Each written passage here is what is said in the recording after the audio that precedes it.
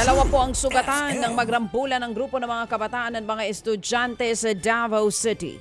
Sa pulsa video ang rambulan na nangyari po sa kalsada ng barangay Ang Lioto. Sandali pong natigil ang bugbugan dahil sa mga bumusina pero nagpatuloy din ito kalaunan.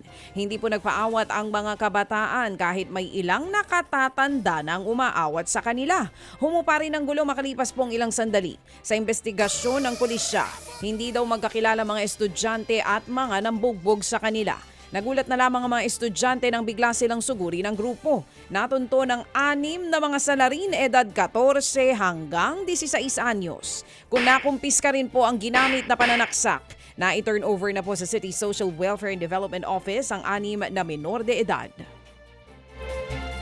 Sa oras na alas 6:45 na po, mga kapatid, sa atin po namang ilang pang tampok na balita, patay ang isang babae at kanyang pamangkin matapos silang masalpok naman ng oil tanker sa Valladolid, Negros Occidental.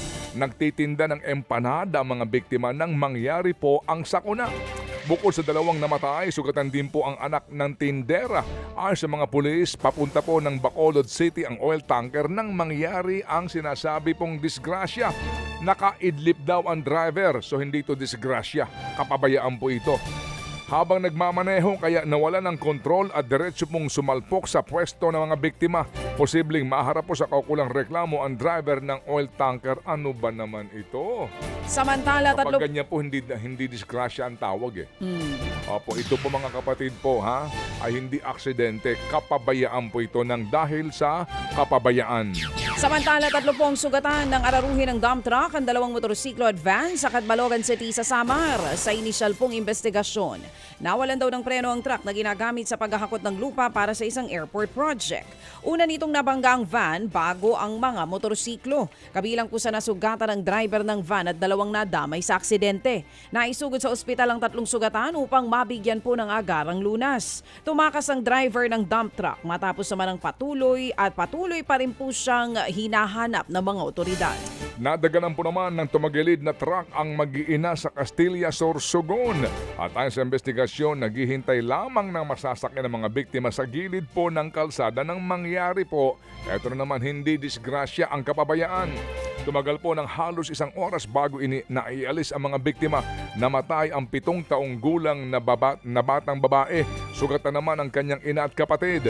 Isinugod sa ospital ang mga sugatan at patuloy po na nagpapagaling. Iniimbestigahan pa ang sinasabing sanhi ng naturang pangyayari. Samantala, nasa 200 tindahan ang natubok sa sunog na sumiklab po sa Batak Public Market sa Ilocos Norte. Sa lawak ng sunog, tumagal po yan ng 9 na oras bago ito naapula.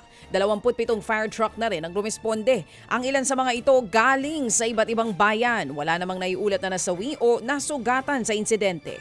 Patuloy namang iniimbestigahan ang sanhi ng sunog. Mga kapatid, patuloy po kayong tumutok sa 105.9 True FM para sa totoong balita, impormasyon, music and entertainment. Mag-subscribe sa aming YouTube channel at podcast at sundan nyo kami sa Facebook, Instagram, X at TikTok sa True Network PH. Bisitahin din po ang aming official website, truefm.ph. At panoorin din kami sa True TV Signal, Channel 19. Kami po ang 105.9 True FM. Laging true sa'yo, kapatid.